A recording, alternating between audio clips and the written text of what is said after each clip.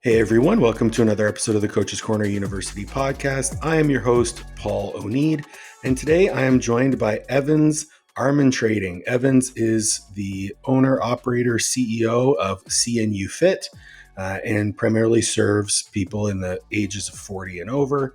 I'm really excited to speak with Evans. He was a recommendation from our past guest, Kane Sivesand, Sivesand. I was reminded of how to pronounce his name. And I'm really excited to jump in and talk about how he has grown his business, scaled his business, and also built a high performance team. So, Evans, welcome to the podcast, man. It's great to meet you. Thank you. Thank you, Paul. Thank you. I appreciate it. So, tell me a little bit about, the typical podcast origin story. How did you get involved in the fitness industry, starting your business, and all the good stuff? Yeah. So maybe conventional to most of. I listened to a couple of your podcasts of most of your guests. So I wasn't an athlete much as a kid. I was just active. But I did, at 30 years old, I had already left the military and the company I worked for went out of business. I was overweight at the time. I was even overweight while I was in the military. I was on what they call the Fat Boy program back then.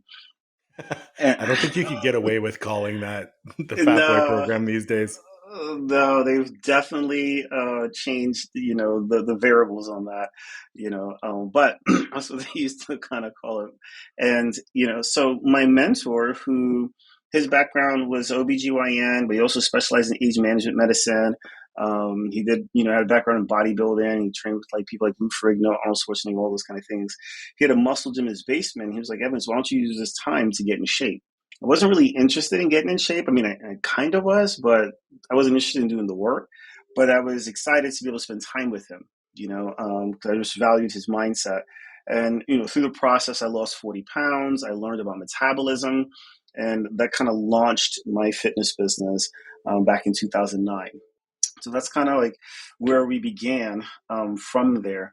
And then we went through all the trials and tribulations, to the point where, we have, three locations now. And and then we also have another business where we license our stretch therapy program, to gym owners, and we teach them, certify them with it and everything else as well. Very cool. So did you start like as a trainer in another gym or did you jump right into brick and mortar? Yeah, I went right into ownership. So I started by, I still remember my first pseudo client. I created a meal plan for her and showed up to her house, and I showed her this meal plan, and she was like, Evans, I'm not going to do this, but here's $25.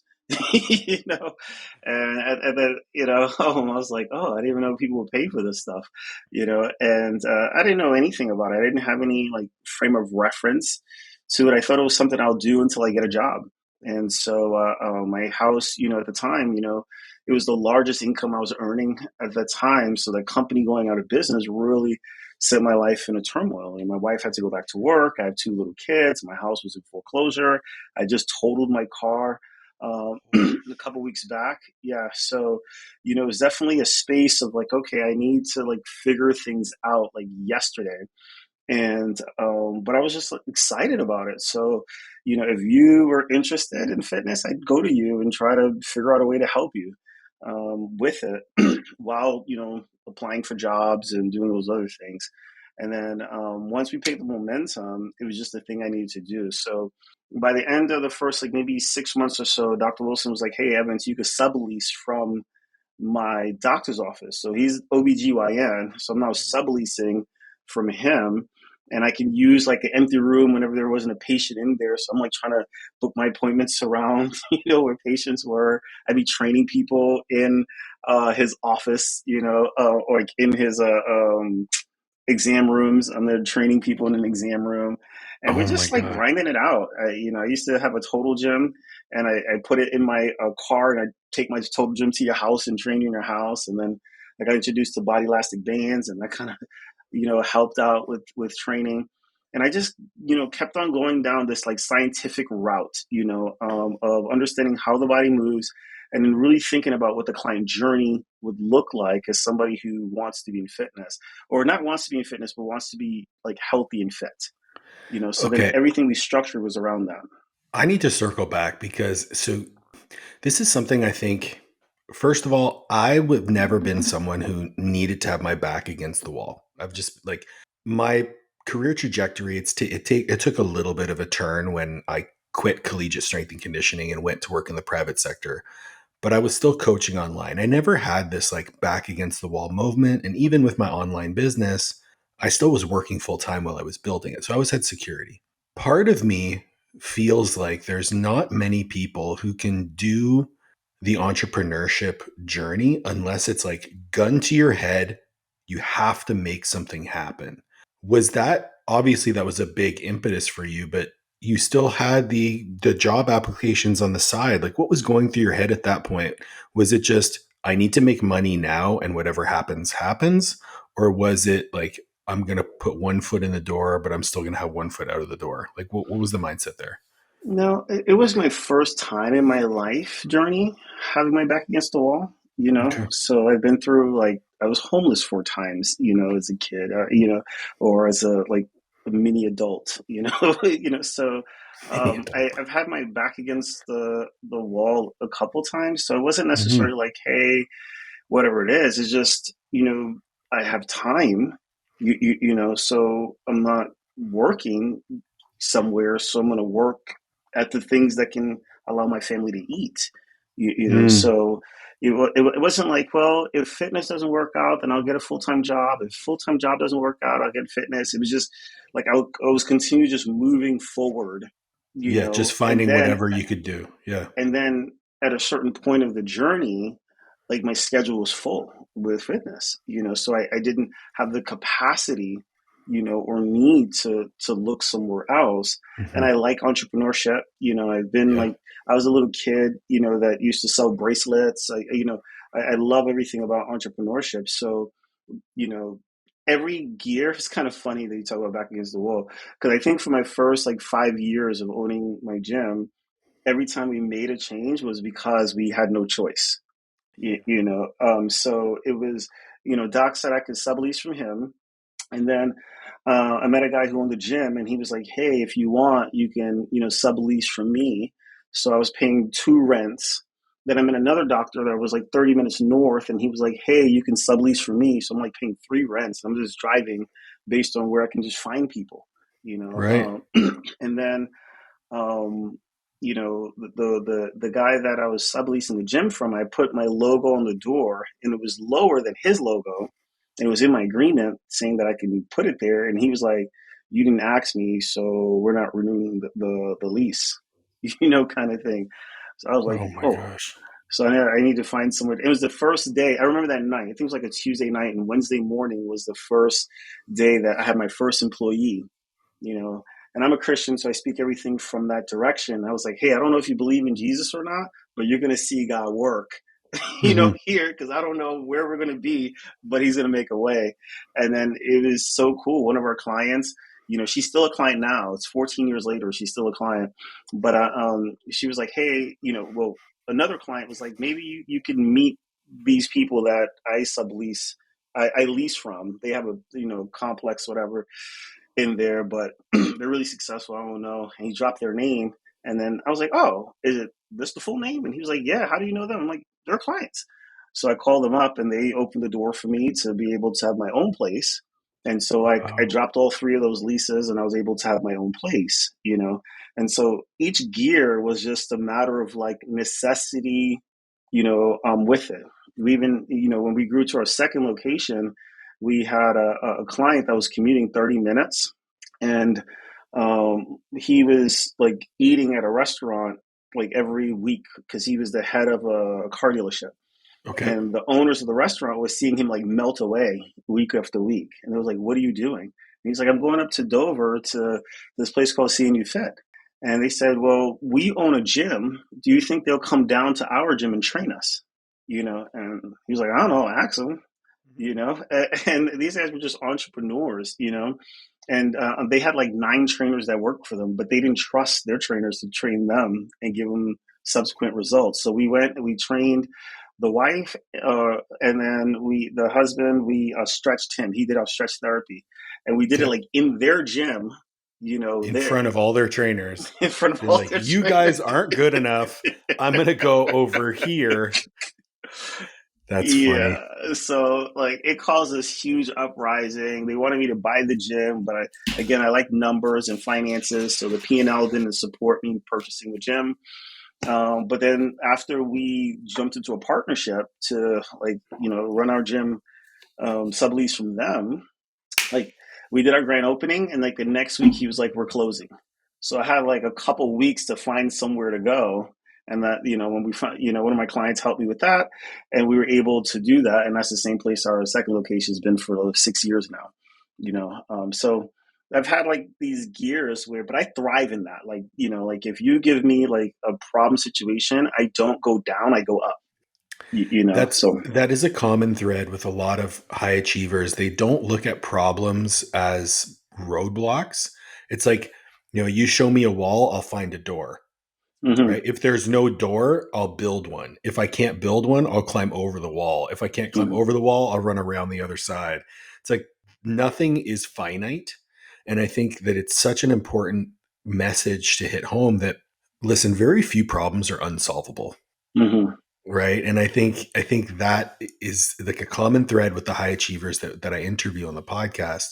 And so important to highlight. The other thing I wanted to highlight about your journey is, listen, if if I give some of these younger trainers that I work with bands or a total gym, and I say, this is all you have, go train your clients. So like, they'll push up their glasses and they'll go, that's not optimal. And you're not going to get an appropriate training stimulus from that. And I can't get clients results. You got clients results in a doctor's office, like uh, clinic space with Hmm. bands and a total gym. Was there, I mean, because you're back against the wall, I feel like there was no, perfectionist fallacy. It was just, let's go and get some results. But did that ever play into your headspace throughout? I mean, yeah, just go with that. I have some follow-up questions. Yeah, for me, I didn't learn. So like in his gym, if you've ever been to like in California, it's like they have like the original like Gold's Gym. If you ever go in there and it's like hard to move around because there's just equipment and weights. That's how his gym was. So you had access to gym equipment, but like I didn't learn it from like this is a chess machine. I learned it based on like your pecs do this action. And so to cause your pecs to grow or to put a load against your pecs, you have to do horizontal abduction. You know what I mean? Mhm. So so when I looked, like I think equipment is your pecs don't know like that was an incline machine or that was a dumbbell or that was a barbell, it was a Right. band. It just knows that there's a load and your nervous system knows that there's a load, and then you just got to move against the load, right? You Hmm. stress out that tissue enough with the proper rest periods in time, your nervous system goes, while you're sleeping, let's grow more tissue because we don't like to be outside of homeostasis. Right. So that's like if anybody, and I do that like even when I interview my staff members, I'll come in and the most people fail the first test that we give them. And I don't like write up a workout because you can copy anything and memorize it. I literally say, give me 3 exercises for your pecs. Give me 3 exercises for this. Give me 3 for this. Give me 3 for that. And they look around, they go, well, I don't really see like, the equipment. And I'm like, you're weak. You haven't spent the time to learn how the body moves. So it wasn't about perfection for me, but it was about excellence. Okay. So like if I learned something, I wanted to really learn it. And I went down this deep rabbit hole of understanding it and going through. I mean, again, I'm 45 in a month. So this would have been 15 years ago. We didn't have like YouTube University like we have today, Yep. but there are books. There were still people out there putting out content, and so I would just pick up books. I would learn. I would do the things that I could do with the resources that I had, and then I'd ask and I'd use some common sense. I was more concerned with helping my client than I was with how perfect I was. And I feel that Thank you. when you're in this perfection mindset, you're really thinking about you, but you're not thinking about Yes. the one you're serving. Whoever's editing this podcast, clip that right away. That was 100. You're 100% right. The perfectionism fallacy that people get so stuck on is completely egotistical. It's ego Hmm. driven. If you're in pursuit of service, the only opinion that matters is the person that you are serving. So if they're getting a great session, they're happy with the workout, they're happy with the results that they're getting, the relationship that they're building with you. Your program is about as good as something written on a McDonald's napkin Mm-hmm.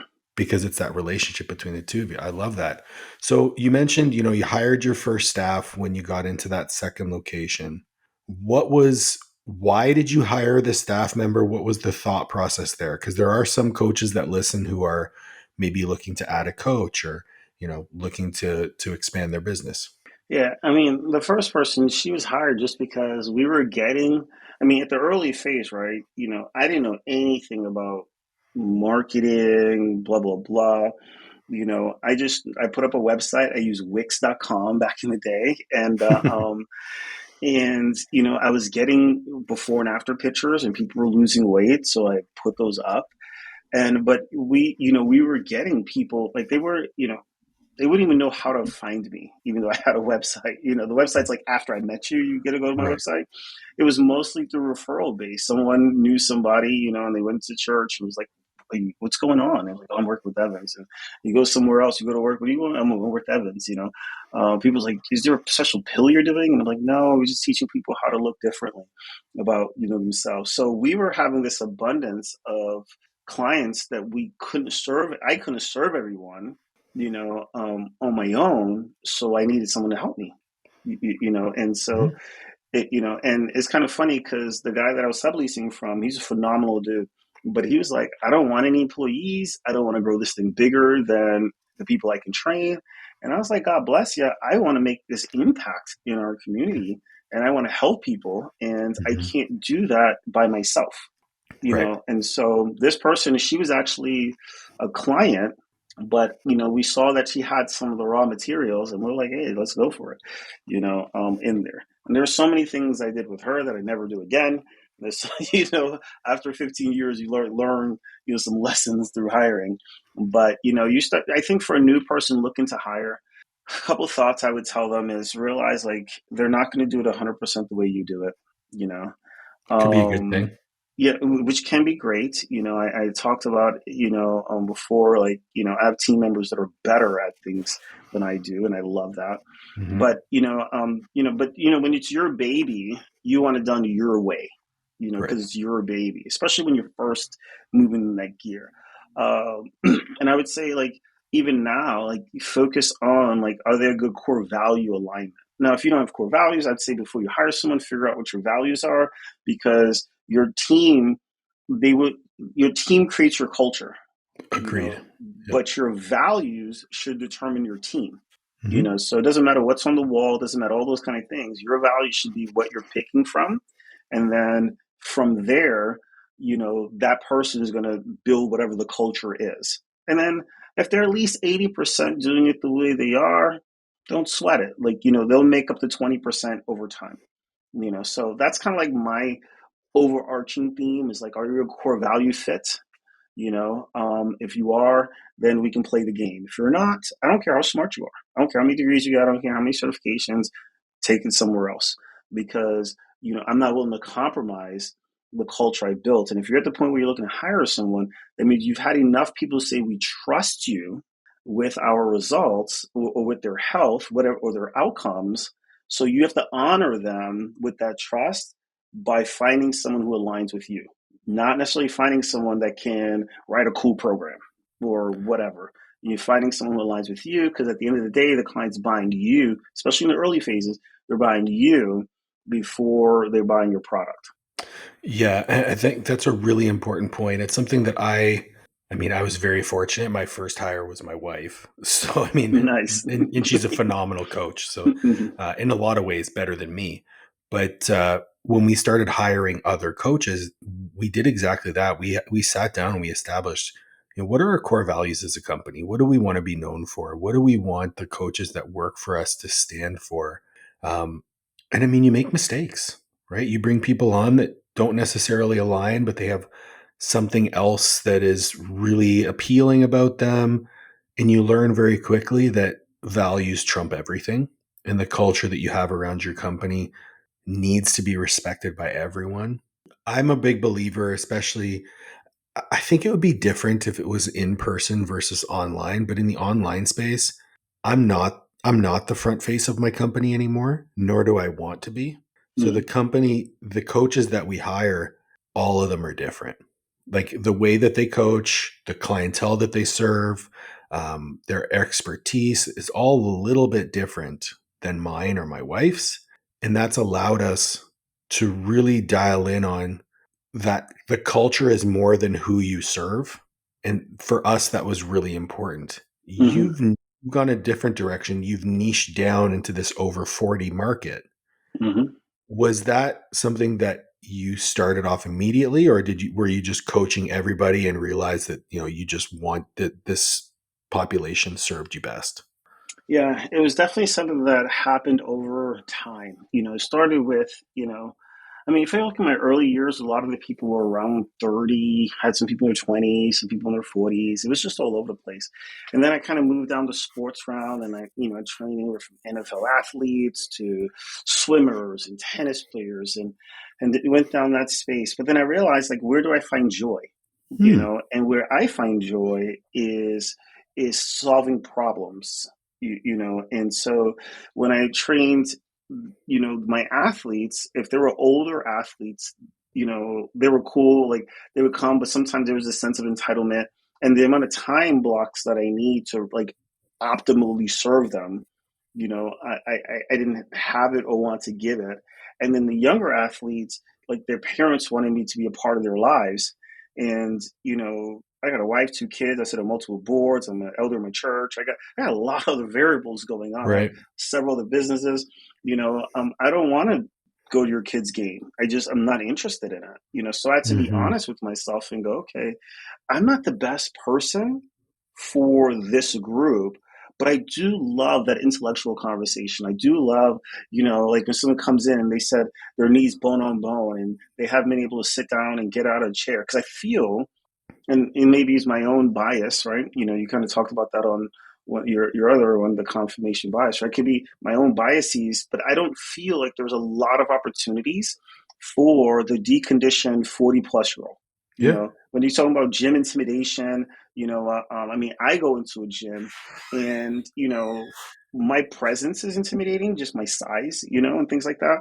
But, for my clientele, they don't want to like see a bunch of me's all the time around. You know what I mean? That would be scary for them, or people in like in a sports bra working out. Like that's like their daughter or their granddaughter, and so they need this like safe space where they don't have to like feel like, do I look like an idiot? And they also need a place where they don't have to hold their title. We forget Oh. sometimes the heaviness of the crown. Hmm. Because if you are the president of here and the CEO of there, everywhere you go, you have to be on show. Like it's game time every time you leave. But when you Yeah. come into my space, you're just Joe. You're just Paul. Like it's not Hmm. you're not Paul, the CEO of, and the manager here. You just get to let your hair down in a safe space, and now we can just focus on what Paul needs. And so I enjoy that, and that's when I started to like cut away every single thing, even to the point now I've had people go. I mean, I have people call in and go, and like I saw like what you do and everything else, and I'm not 40 yet, but would you take me as a client? And I'm like, yeah, we serve all ages. It's just that we specialize in solving that problem of that busy professional that a lot of things going on. They're time poor, or they don't have a lot of equity from a time perspective to devote to this. They don't necessarily want six pack abs, even though that'd be nice too. They just want to be able to live life and not hurt and have longevity. And we know that the research shows that if someone trains twice a week, they decrease all cause mortality by 40%. So my guys are living longer. You know what I mean? They're living Yep. stronger. They're able to get, play that pickup game if that's what they're into. They're able to wear that suit and rock it. They're able to wear that evening gown. And so probably 2011, it really came to head. The client's still a client for me now. She's been a client since 2010. But Joanne, I remember I just got my first like real location. It was just me. And I was going to put this before and after picture up. And I had a lady who was overweight. And the first one was she goes from this overweight in like just a gown into like this bikini shop. Hmm. And then the next one was the same person. They're all mock images. I was just trying to figure out like what would inspire our clients and or potential clients. And the other one was the same person overweight, but then in a gown.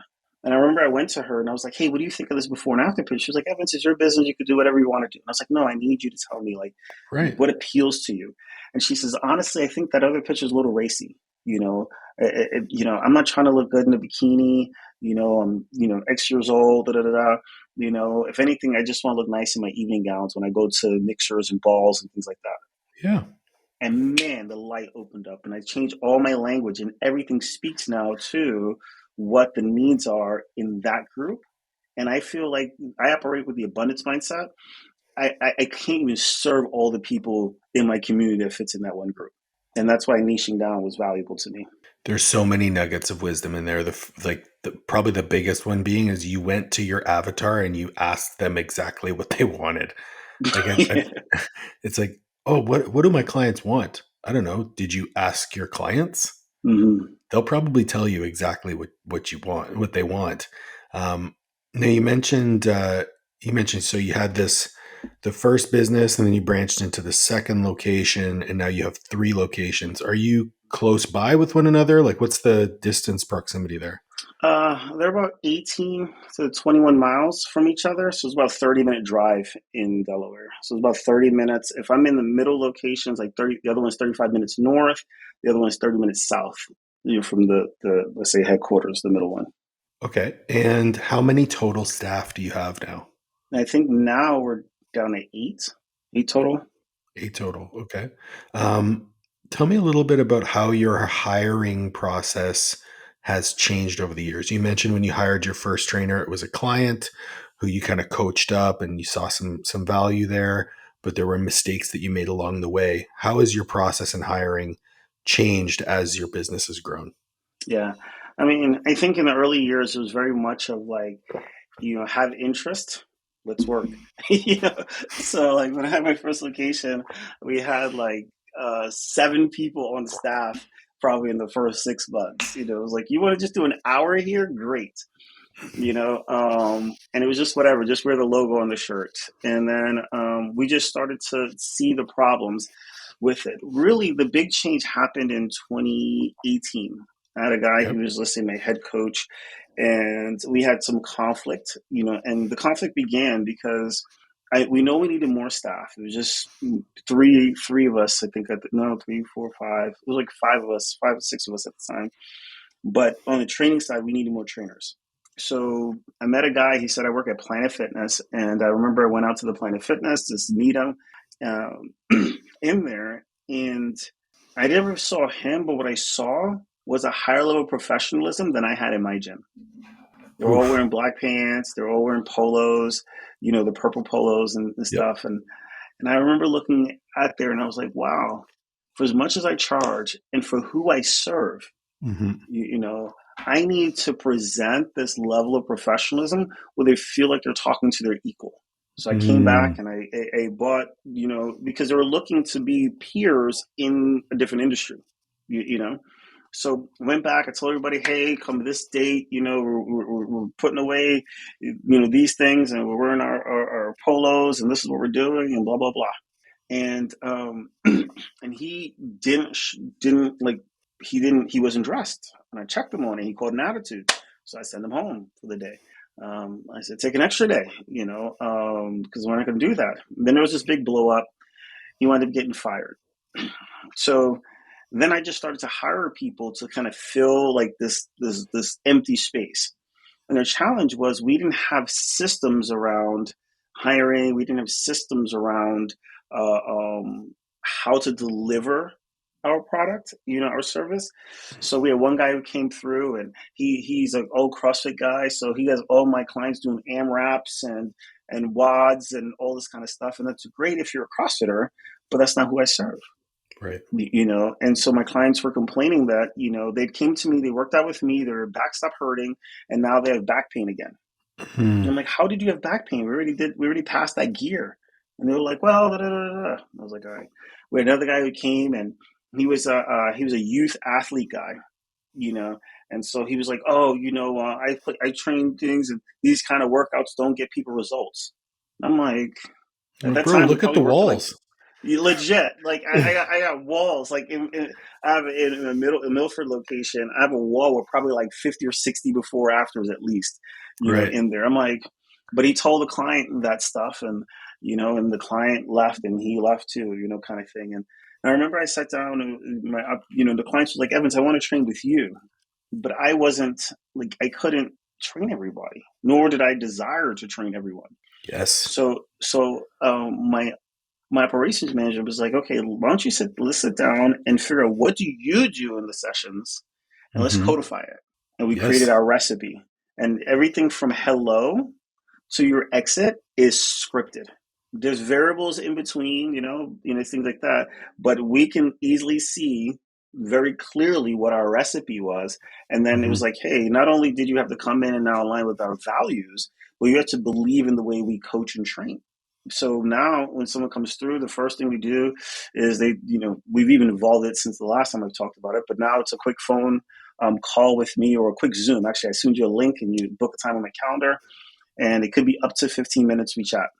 And then if I like you, I invite you to come in, and I walk you through the pieces. I'm like, hey, what we do here, we want to make sure someone's a good core value fit, is, you have to shadow, for up to 20 hours. Okay. So I want to see, and I'm not paying you for it. Like, either you want to, like, You're because committed my or thing you're is like, not. yeah, either we're gonna Yeah. date before we marry. That's exactly the way I say it. So I want to see, like, do you like it? Like, so we've had people come through and it's like, well, I don't really want, I'm like, that's fine. Like, there's no harm, no foul. We just want to make sure it's a good fit before I start investing, money into you. Hmm. And you start, pulling time away. I don't want you to leave your current thing if you don't love this. So then, and then every gear they go through, we pressure them, so they have to come in, and before they even do the observation time, they have to do a test. The test is a written test, and it's a practical. And the Okay. written test is almost like a kinesiology test. I want to understand, do you understand the body? Because you can't just be like, well, like, we're just going to squat. Well, if they have knee issues, you have to figure out, okay, and this just happened recently. I was talking to one of our interns, a client. She's like, I really want to work with my legs. Well, she's 5'3". She uses like a rolling walker to come in. She's bone on bone with both knees. She's 350 pounds, and so she cannot stand up, and down without like tons of pain. So I was like, look, we have to understand, like, okay, if she wants to work on her legs, how can we customize this experience for her? Your legs only have certain muscles, right? The Right. glutes are responsible for hip extension and external rotation, primarily extension, right? Hmm. And then this is what the quads do, their knee extension, right? And then your hamstrings are responsible for knee flexion. So let's just break it. I want to see, can this person even understand how the body moves? Now, it's not a pass or fail test from hiring. It tells me, how do they manage stress? Interesting. Okay. So the average score on the test is a 40. And not just because most people don't spend the time to lean in their craft or understand how the body works. But Hmm. I don't really care about that as much as I care, how do they respond? We had a lady recently, 8 years at the local YMCA. She's ripped out and everything else. We take her through the test, and she has to teach me how to do a bench press. Pretty simple thing, but I do exactly what you tell me to do. Right. But see, most people are not used to coaching people that are not used to being coached. Like, see, you can take a Absolutely. bad trainer and just, oh, he was an athlete. Oh, yeah, he's going to have a sense. And, oh, wow, you're a great trainer because he came and did the reps. But when you take someone who's never did a bench press, doesn't even know what that is, they know what a Right. French press is, you know, they don't know what a Ugh, bench press is.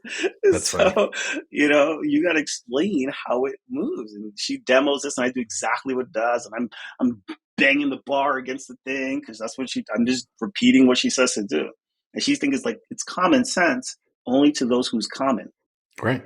So she gets upset, drops the barbell, and cops an attitude. And I was like, you told me everything we need to know. Because if you can't manage the stress of Hmm. not getting the deliverables that you're looking for, then you don't fit in my environment. Because I will on purpose stress you out. I'm all about growth. I'm all about success. I'm all about winning. So I'll create opportunities for you to experience stress. And if you can't handle that in interview, we're not going to conquer the hill together. That's really okay. So I find this interesting because I'm a big believer that most things are teachable. Like you Hmm. mentioned, I'm gonna test you on kinesiology and biomechanics and things like that, Hmm. but I don't really care about the results. Well, yeah, because I can teach that to you. I Correct. can back of my hand, I can teach that to you. But to teach someone how to be patient, to teach someone how to be empathetic, to teach someone how to be clear, um, and how to accept criticism under pressure, these are things that demand a level of maturity that I don't think is as teachable as biomechanics. Correct. Nor do Have I want to risk my business to teach you it. bingo. So I'll tell you a true story. So we had a kid or a young man just turned 22. He goes through the same test and he gets frustrated. Same bench press. He gets frustrated because I'm doing everything he tells me to do. Right. He's, you're not. So I had a client who's been a stretch therapy client for like 5 or 6 years now, but she's never worked out. She only comes, she stretches twice a week, and she goes home. Okay. So I was like, Miss Lively, can I borrow you for a minute? She's like, yeah, no problem. I was like, do you know what a bench press is? She was like, I don't know what you're talking about. So I was like, hey, I want to teach you this exercise. And then I teach her, she does it perfectly out the gate. Mhm. And I only did that not to show how great I am. I wanted to show him, no, excuse me, first I have him teach her. And she does all the same errors that I did Right. because he thought I was just like messing with him. You know what I mean? Like Hmm. you tell someone to run and they're doing a jog. No, like they're doing what they're understanding what you asked them to do. You didn't tell them what pace. You didn't tell them anything. So then I do it, and she executes out the gate, and I say thank you so much. Boom, boom, and we start chatting about it. But he received it well. He was like, thank you. I really appreciate you showing me this. The Hmm. person drops the barbell. This person says I appreciate it. Well, then now he's on his own and he's gotten negative feedback. But then every time he receives unfavorable feedback, he's appreciated, he's learned. And now he have clients that are upgrading services, they're rave reviewing him, they're adding, to it. But I couldn't put that in him. Right. Like he has to bring a measure of that to the game because those same clients were threatening to leave when they gave the bad feedback, so to speak. Um, if he couldn't handle that, then he'd have to let go, and I'd have to take it up, and that's not my role. In there. So, one of the most fascinating things I've come across with regards to business ownership, I forget where this quote came from, so please forgive me, but it was, "Aren't you scared if you invest in your staff that they will leave?" And then the response to that is, "Well, I'm afraid if I don't invest in them, they will stay." Mm-hmm. How do you manage, like, I know for us, I'm very transparent on the podcast, but you can be as transparent as you'd like. But for us, we incentivize our coaches very highly through the revenue split that they won't leave, because what they're getting from us in terms of infrastructure and mentorship and education and tools, all they have to do is coach their clients. I know that they're very happy, they're never going to leave, so I don't have to worry about turnover of staff. How do you manage the, I don't want them to leave, but I want them to be of high quality, so I have to pour into them, that whole dynamic? Yeah, my goal is to create. I want to do a couple of things, right? For years. I mean, I'll go meet I'll be in a meeting, or because I sit on these chamber boards and stuff, and it's kind of funny because I sit on the executive board currently for the last maybe 5 6 years. So I'd be at a mixer and someone's like, what do you do? And I'm like, well, I'm a personal trainer. And they're like, oh, they give me this like shrug off like I'm nobody. And then Hmm. somebody else will come by and be like, hey, have you met Evans? He is the head of military affairs and he's the executive of this and he's done that. And they're like, oh, and I always call them on it. I go, oh, so I didn't mean anything when I was a trainer Right. because they didn't understand my business acumen. So, what I want to do is when people start looking into careers, they look at our industry as a true career, Hmm. not as like this gig that you do if you play college football. Right. This gig that you do if you like to lift weights.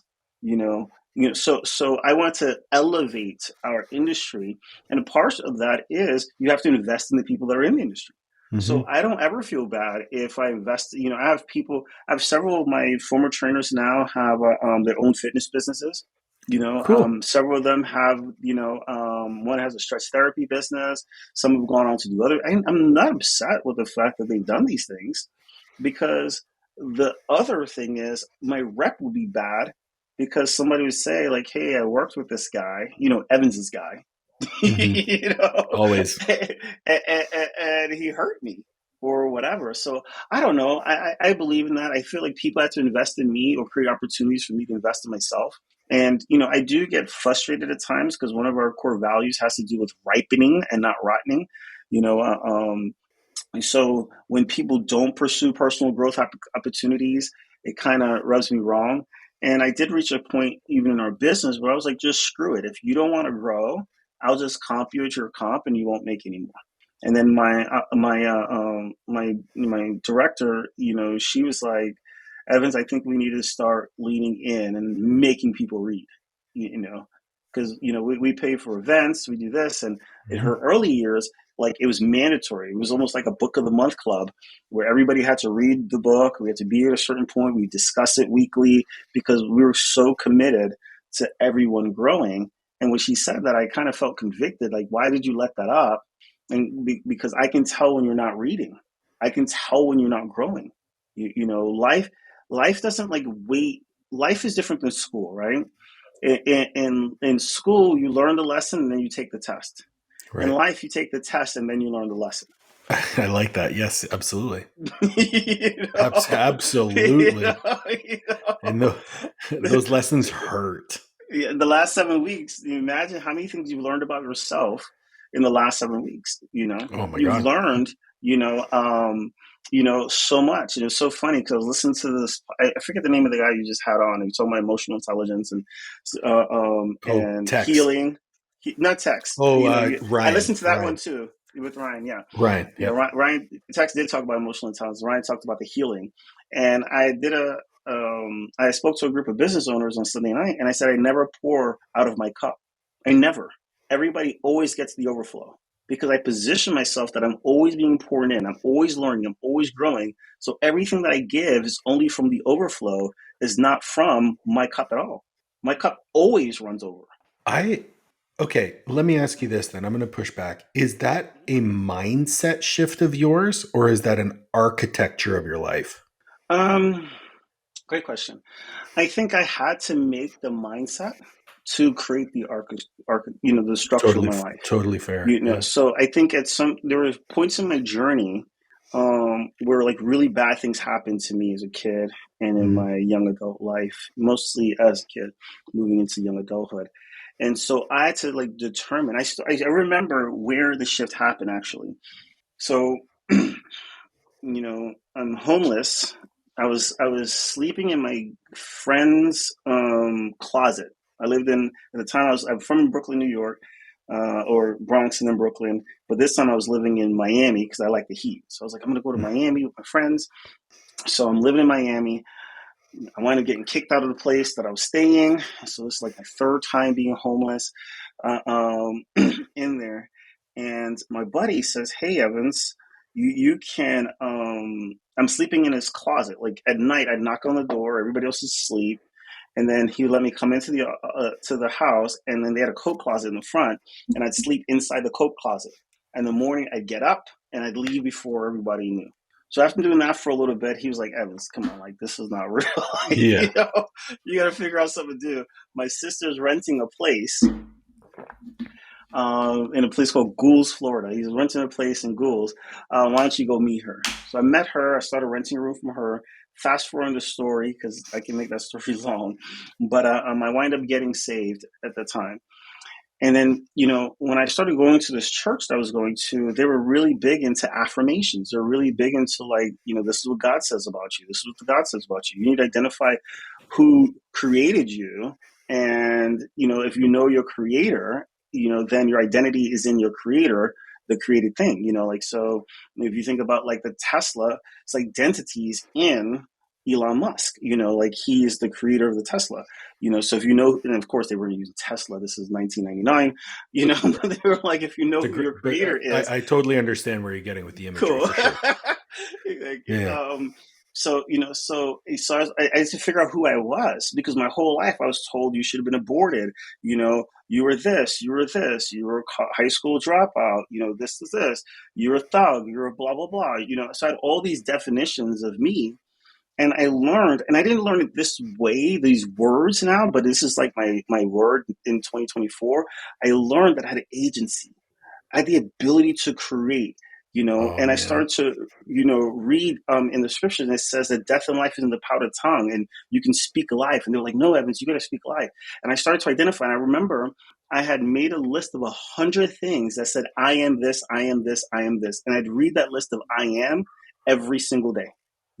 And I started to create like paragraphs of stories that I tell myself that I'm 100% debt free. When my house got foreclosed back in 2009 through 10 timeframe, I was still affirming that I'm 100% debt free. I will know by nothing but my love. All my properties paid off in full. That was my confession. Well, a couple of years ago, I paid cash for my house. I don't That's have any debt. badass. You know what I mean? But it was a manifestation of all the things that I'd find the scriptures, because I didn't have confidence in myself. I didn't have confidence in anybody else, but I was like, this is true. And I find what it said, and I said it over myself. And it just became my daily thing. And I bombarded my conscious mind with the data until it seeped through my subconscious, and then that became this like, hey, this is who we are. So when we show up big. So, okay, there's a lot of different ways I could go with this because agency for me, I'm not a religious person. Mm-hmm. My dad's family is very religious. My grandfather's a priest, Oh, but I see. I'm very interested in humans. I study humans and I observe people, and I find it really interesting because a lot of the personal philosophies that I have, although secular, are very closely mimicked in religious people, in religious mm-hmm. studies. Um, an agency is one that I very rarely hear people who identify as religious speak about because, but what you just said makes so much sense to me in that you have to create who you are. Like that has Mm-hmm. to come from within. And we create who we are through our actions. And so if we come back to the question that I asked of, you know, that people only get the overflow and my cup stays full. It has to start with you deciding that that's the case and then Mm-hmm. creating a world in which it almost fulfills that prophecy that you've created. What are some things that maybe are more actionable that you've instilled within your life to have that mentality of my cup is always full and everyone gets the overflow? Yeah. So, action steps, right? And I'd Hmm. say this to anybody, regardless of where they were in their journey, right? Audit your internal dialogue. Okay. So when you're facing things, what are you saying to yourself? Like literally, like slow down, and you're like, man, I suck. Well, that is something you said. Like audit it. Mm, And so it starts with there, because if you don't know what you're saying, if you're working from this blind spot of just anything that comes to your heart comes out of your mouth kind of thing, then you're already setting up your life to fail. So bring awareness, like slow down, like you're under pressure, your legs still hurt, you're recovering. What are you saying? And if hmm. it's not in line with what you truly desire, arrest it. Like literally lock that sucker up and think, and then start declaring, like, dude, not only am I getting stronger than ever before, I'm gonna learn so many lessons that I can coach and lead people through for this thing. This didn't happen by accident, or coincidence. For some reason, this happened to me because I have the capacity to handle it. Mm, And through this I'll be able to, and you design your end. So that's like yeah. something I would say first, just slow down. And Even, I'm not a big journaler, but even if you're in this chaotic space, journal, like what do you, and then don't just write it on paper, look at it and go, this is coming out of me. yeah. Audit it like a school teacher would, and change the words and Hmm. rewrite that sucker. It takes energy, like moving from where you are to where you desire to be, whatever those A and B spots are, takes an enormous amount of energy and focus. But then you just go, Absolutely. okay, this is what's happening. Is once it comes out, look at it, go, is that what I want? If that's not what I want, rewrite it. Hmm. So I would look at that, and then I would go deep dive in books, like find either an author or and read. I know some people are like, oh, I don't like to read. I'm dyslexic. Okay, get an audiobook. Audio. You, There's you, you know, solutions to every yeah, problem yeah, here. legit. Yeah. So like today, I already listened to I think 2 or 3 podcasts already today. Hmm. Because I've turned my car. Use your vehicle. Because many of us spend so much time in our cars. Turn it into a university on wheels. Hmm. Even when I work out, people are like, you work out to a podcast? I'm like, my brain, I'm building this body, but my neck down is a very low compensator. It's a very low determiner of my quality of life. When you look at someone's physical body, what you're really looking at is how they think about their body. You're not looking at, like, oh, this is whatever. Is how they think about their body determines what they do with their body. It's all Hmm. about the ears, the neck up. So so find those, become like, graduate with a master's and a PhD in growing you. So you put your car and you plug in, you listen to a podcast. If you're listening to this podcast, listen to all his podcasts. If Paul aligns with me, I'm like, okay, cool. I'm listening to everything that Paul got out. I was knowing I'm going to talk to you. I listened to 2 of your podcasts. How did I do it? I went for a run yesterday, and I went for a run another day, and I Right. was like, let me see what this guy's talking about. So you do those kind of things. And then the last thing I would say is, because I love this kind of stuff, is control your E-to-E ratio. And I did not make that up. First time I heard it from a guy named Darren Hardy. But E-to-E is education to entertainment. So most of us, right, we have this massive amount of entertainment and a little bit of education. Hmm. So pick one topic that you want to learn on, you want to grow in, you want to accomplish with, and then just find, you can create a playlist on YouTube. You know what I mean? Like, this is the easy way. Create a playlist on YouTube, costs no money. Yep. Just drop a bunch of stuff in there. And if you're going to watch something on Netflix, before you go to the second episode, watch something on your playlist that's going to help you grow. And I if you love that. control that, it doesn't have to be one to one, but the closer it is to one, the faster you're going to see yourself grow. Because personal growth and your life development is very much the way your hair grows. You never go like, I can see my hair growing. It's just eventually I got to shave, and so you won't feel or see that you change. It's just that you won't handle the problems the same way. I'll say this lastly here.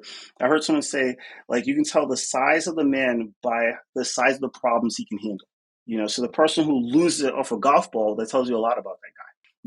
And so you have to just be able to go, okay, what's happening, and be able to manage it. And the only way you do that is by creating this system where you're just constantly being watered with content. You don't know what's going to stick. It's just that when the test comes, you'll show up. So you're not like, oh, I'm listening to Paul stuff so I can start my own podcast. No, I'm just listening to it so I can learn about, neurological linguistic communication, or whatever text was saying in there, this Right. affirmation stuff. I'm listening to it so I can empathize and communicate better, to clients, and where they're on their journey and how I do those things, like Ryan talked about. I'm not listening for those things per se. I'm just absorbing content, Yeah. and I shield my gates. I think that's so powerful. Like, just those 3 steps, if one was to just audit their life and the way that they speak about themselves, and then dive into books on personal development. I think for me, like, the E-to-E ratio for me is the key is when your entertainment becomes the education. Yeah. Because you just find something that you're just so enamored with. And for me lately, it has been the subject of agency. And Mm-hmm. there's 2 thoughts that I've had in that.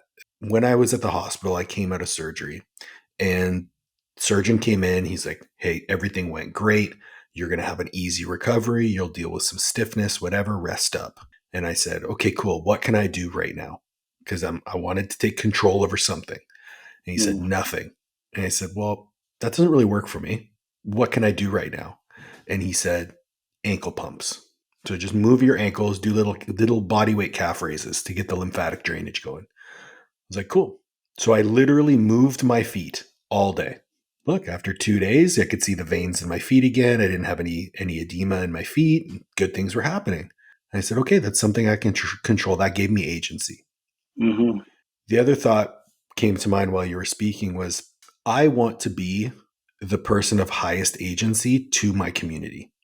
Mm-hmm. And I was listening to Chris Williamson's podcast the other day, and he gave an example of, if you were trapped in, let's say, Southeast Asia, and they put you in jail and you only had one phone call and you had to call the one person you knew who could solve your problem, that biggest problem that you have, who would that be? That person in your life with the highest agency. Mm. I want to be that person for as many people as I can. And so when I think about agency and I think about problem solving and I think about leadership and I think about controlling my environment, both physical and intellectual, everything comes together to, well, how am I acting in a way that would make that real? Mm-hmm. And that's essentially what you've done at every step within your journey. If you're sitting here telling me that, you know, you have a full cup and you're just feeding people with the overflow, that resonated really big time with me. Because I think as a leader, if you are pouring from your cup, it's You're in gonna trouble. empty out. Yeah. Quickly. And that's where boundaries come in and all those kind of things too, right? So you have to, I look at my, I was sharing this with a group. My wife, she interjects and she goes, well, also remember, because, like that's Evans, but you have to figure out how you recover, and I think a big thing is I'm like, I can say no, like it doesn't bother me to be like, no, I'll say yes Mm, to what I want to do. And I'll say no, So I think sometimes we're leaders because the world is hungry for leadership. And I leadership agree. is not a title that you give. Leadership, John Maxwell says, if you want to see who the leader is, just start walking and the people will follow. Like, a leader, the world's hungry for leadership. So once you start growing, everybody in your community, whatever you describe your community as, will draw at you. And it almost seems selfish to say no, but I tell you, it's selfish not to say no, Yeah. because if you Selfishness is a don't, virtue. I always explain it like, hey, you put the mask on yourself is what they teach you on the plane. The Hmm. most selfish thing you could do is put it on someone else because you're going to be out. Like you need to be available to serve. So, I'm really quick with Evans Kingdom. No, and especially I started learning who my avatar was, especially in the business space. I started going, nope, I'm not going to do that. Nope. Do you want to, put your name on the basketball team's jersey? Nope. Do you want to, nope, so these boundaries cross this like beautiful space for me to play ball in, and I don't have the world like sucking the life out of me.